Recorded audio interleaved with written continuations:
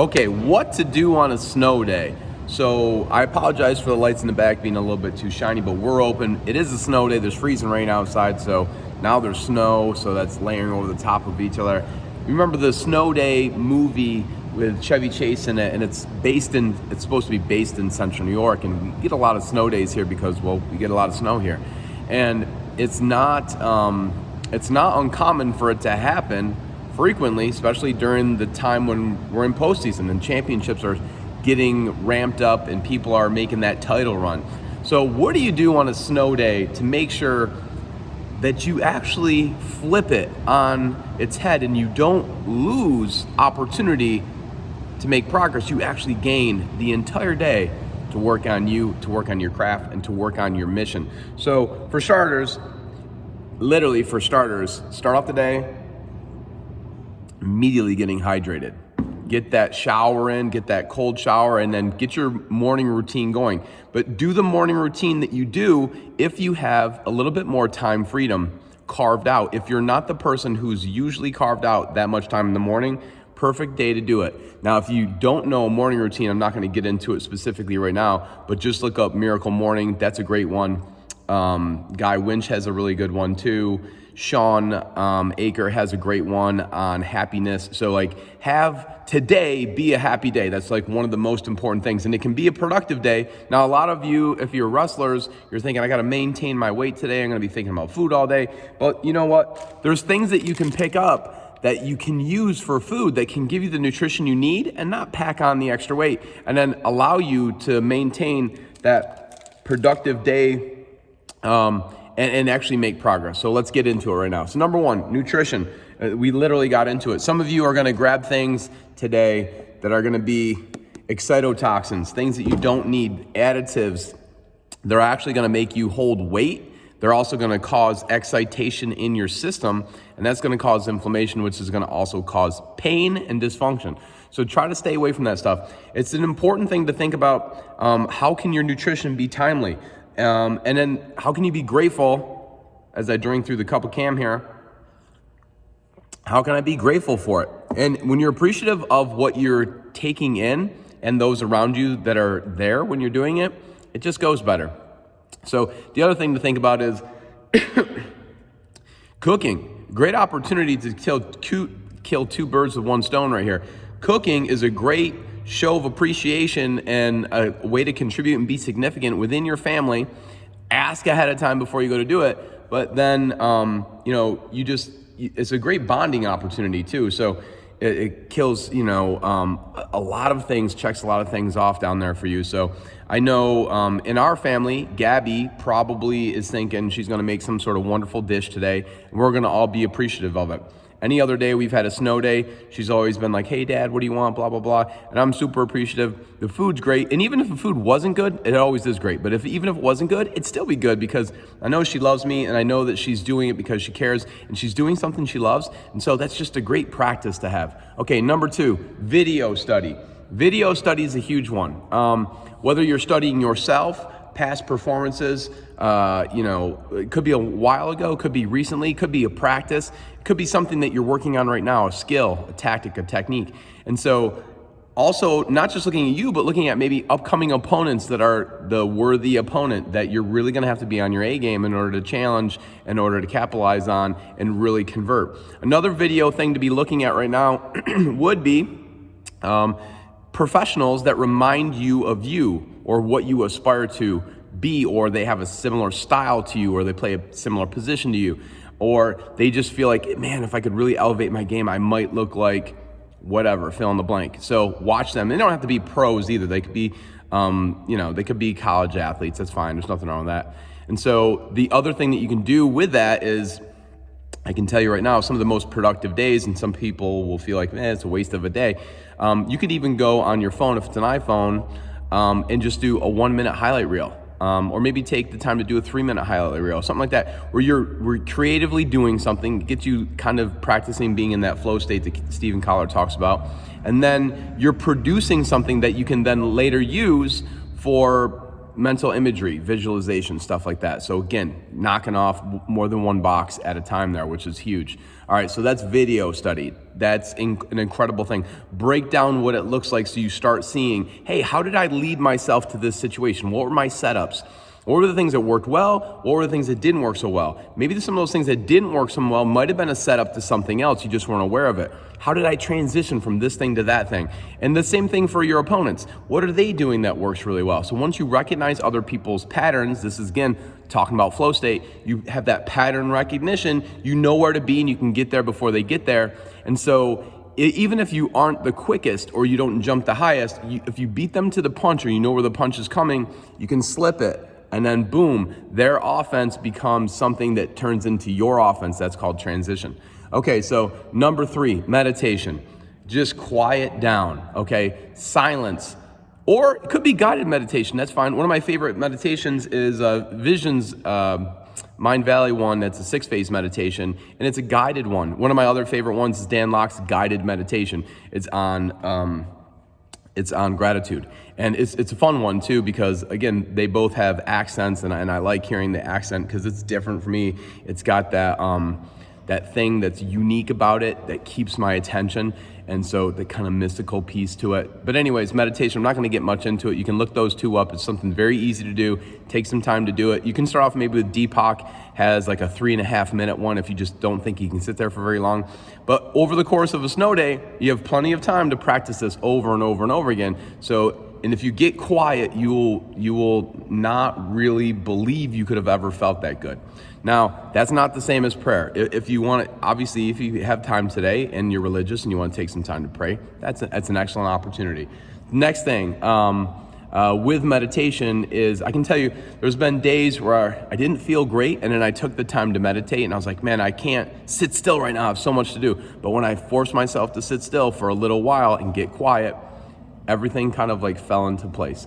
Okay, next one, planning. All right, goals, scheduling, and also your why. So your why, meaning like your values, principles, beliefs, like your base of things, and then thinking about something that you're focusing on doing. What is the goal that's there? What are your expectations? What are your anticipations? What's the timeline on it? And then the next piece with that is scheduling. How am I going to schedule it into what I'm going to do? If you can't figure it out in the moment how you're going to schedule it, you can come back to it. That's the other thing, is planning isn't about like sitting down and forcing something to happen. It's sitting down and getting something on the books so that you know when you can expect it to happen. And that's going to take some anxiety off your plate and that lack of stress. And then the thing in there that's the most important thing is the next action. What's the next action you can do right in that moment to get that moving forward right then? Tony Robbins likes to talk about, you haven't really made a decision if you leave the site of the problem or the challenge or the opportunity without taking an action. So take that action, move forward. Next one, breathing. Breathing is so important, and I can't even stress it enough. Just look up breathing on YouTube and you're gonna have a million different things pop up. Wayne Dyer has a really great breathing technique that I like to do. There's box breathing is a real easy, safe one to start. One of the things that's interesting about breathing is if once you push past the 7-second threshold, you start to get into a state of a flow state quite often. But be careful with this and make sure that you pay attention to the guidelines. And if you have any breathing issues, make sure that you check with your doctor before you start it. So it might mean you can't do it necessarily this snow day unless you can get on the phone and call the doc. Wim Hof has some incredible breathing techniques as well that you know you can practice, but do so with keeping in mind his guidelines. The next one is restoration. Okay, so restoration is our next section. Sleep, yoga, tai chi, qigong, any of those gentle movements. And some people might not think yoga being so gentle, because it definitely can not feel gentle at times. Stretching, cold therapy, massage, just going for a walk. Here's the thing, anytime that you have an entire day to really do something, you have a true opportunity to restore your body as closely as possible back to kind of that starting point, that homeostasis, that peaceful place. So self-massage, look into understanding how to work on those things. Like, my wrist is bothering me. How do you work on that? Oh, my shoulders bother me. How do I work on that? My neck's bothering me. How do I work on that? And then looking some things up, doing some digging, literally doing some digging, like getting in there, kneading it yourself. Really, really important. The yoga, like people are like, oh, I'm not patient enough for yoga. Well, that's fine. Like do it in small portions. I don't know Tai Chi. We'll take the time today to look at it and see how it might fit for you. Or maybe you like Qigong. Specific areas that you really need to be stretching. Today's a good day to do that. If you need to catch up on your sleep, don't sleep the day away, but it's a good day to catch up on your sleep if you're a student athlete.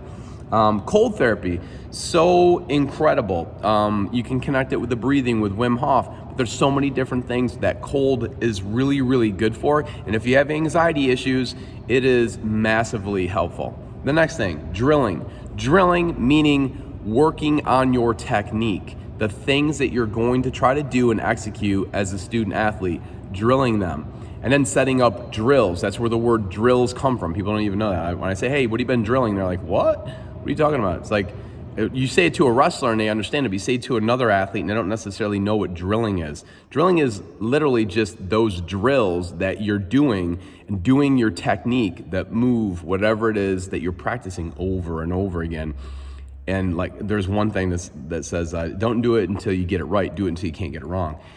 It's not even just right and wrong, but it's like understanding and playing around with the technique a little bit so that you might find that there's different ways to do some things that might give you an advantage over somebody else because somebody else sees the technique, they think they know what's going on. And if you have a little nuance there, then you might be able to execute over what they perceive the pattern recognition to be. I know that's a little bit too much, but anyways, things to think about.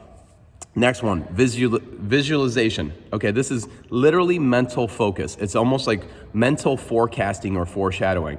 The ability, this is why a highlight reel is really helpful, or watching somebody else who does things at a higher level than you, but is similar to you, plays similar position or style or techniques as you do.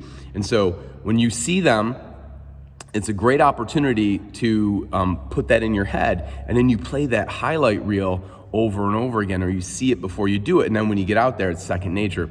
There's a great quote out there that I shared today by Dr. Joe Dispenza, and it's talking about the body doesn't know the difference between the mind and reality. So when you convince the body and the mind and your spirit that it's happened, and you mentally rehearse it over and over again, whether that's in your head, whether that's virtual reality or augmented reality or whatever, like there's so many different opportunities out there right now to really, really step it up. Anyways, visualization, huge one. Next one, personal development. Whether it's book, webinar, TED Talk, which is phenomenal. They're always less than 18 minutes, almost always. And then podcasts, great podcasts. Pick something that you like to hear. Pick somebody that you want to listen to. It doesn't have to be a long one either. I mean, Joe Rogan will have like 2-hour ones. Brian Rose will have like an hour and a half. Then you go all the way down to Jim Quick. He's like, man, I want to be quick hitting. And so his are almost always less than 20 minutes. They're usually somewhere between around like that TED Talk length. The reason why that length is there is because they've found that for most people, that's the amount of time that they can actually pay attention to one topic before they start to wander. So find something enriching and then lean into it and take some opportunity to actually develop yourself today. And the things that you add to your skill set, then figure out how you can put it into practice. It's nice to learn. It's even better to learn something that you can then turn and burn with and actually like make some momentum happen because of that. The next one is kind of a combo of two different things. It's flow design and performance storyline. So flow design is about, like Stephen Kotler talking about, how do you get into a flow state, or Mihai Csikszentmihalyi talked about in his book Flow. So I'm not going to get into that because it's so deep of a thing, but like do some research on it and figure out how you can tap into getting into flow states on the regular for your human performance, because it's also just such a great way of being, and it's a great way to get into, especially through creation. So on the other side of it, performance storyline means, how do you do what you do to win? Meaning, like in your sport, what does the storyline look like for you in a game? How does it unfold? How does it play out? And then understanding what that looks like, you'll have opportunities along the way when you realize your storyline, like literally put it on paper, almost as if you're a director in Hollywood. This is what we're doing, this scene, this scene, this scene. Know the different scenes, know the transitions, know the main characters, know the contributing characters, and and understand what you need from each one, expectations, anticipations, and then everybody has something that they're contributing. Everybody has a significance. It's like the 6 basic human needs, but then it plays out within your sport. It's so phenomenal. It's a great way to also look at something and step back and then say, oh wow, we have an opportunity to do this right here. What if we did this? How would that change the ending? How would that make it more exciting? Look at it as if you're designing the way that it's going to go. It's not always going to go as planned, but if you know the different endings to the story, like choose your own story, like you've seen that before, like where you go down through and you make a decision at this point, you're reading in a book and then it takes you in a different direction. It's kind of the same thing. And it's really interesting that you can do that with human performance. Okay, the next thing is, after flow design and performance storylining, is socialization. With someone of low stress, this is important, of low stress and a high positive return on investment. Now, if somebody's being stressful for you, if it's a parent and they're like, hey, listen, you have to do this today, whatever it is that you have to do, if you can do it right now, do it. Check it off and get it out of the way. Don't put it off because it's going to hang over your head, or you're not going to get it done. If you don't get it done, your day is going to end with stress because you know it's coming. It's like not doing your homework, okay? If you can do it, get it done, get it out of the way. It's a Friday today heading into the weekend, so there's plenty of opportunities to do homework and all these other things too. So find somebody that you like talking to. It doesn't have to be in person either. It can be online. It can be that friend that you talk to on Instagram. It could be the friend that you have on Messenger. It can be whatever. It doesn't have to be the person in person. Or maybe it's somebody that you used to hang out with and now they're at college. Or you're at college and they used to be at college and now they're in the, quote unquote, the real world. The point is there's opportunity there. The next one, gratitude action. So shoveling for your parents, maybe shoveling for the neighbors, making a meal, something along those lines. Next one, delayed gratification. Delayed gratification, but even better, like celebrate it now. So do something that you'd ordinarily not feel a win for right now, and then feel the win right now. Enjoy the happiness. The last one, building, designing, and brainstorming new habits and then putting them into place. Oops, that wasn't the last one. The last one is actually go out, play, have fun, enjoy the day, chill out, maybe watch a movie, read a book, do something that's just for enjoyment.